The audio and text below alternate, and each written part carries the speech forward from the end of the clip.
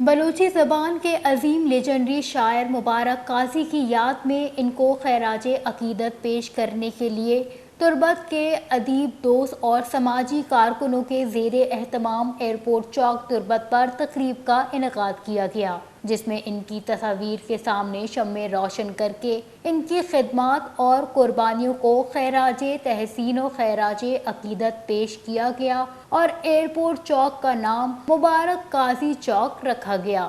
تقریب میں بلوچی زبان کے معروف ادبا، شاعر، گلوکاروں، سیاسی اور سماجی شخصیات، طلباء سمیت بوڑھے اور بچوں نے بھی بھرپور انداز میں شرکت کر کے مبارک قاضی کو خراج تحسین پیش کی۔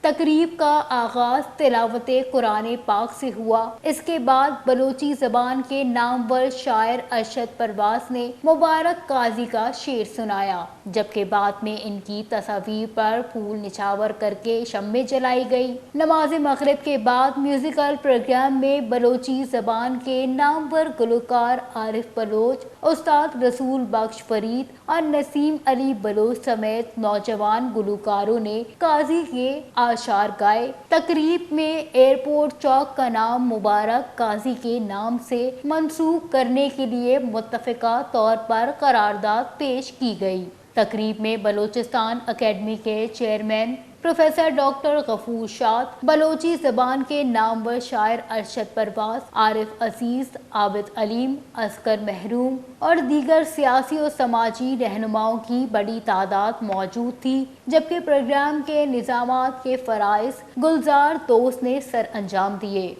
وش نیوز کیچ، بلوچستان۔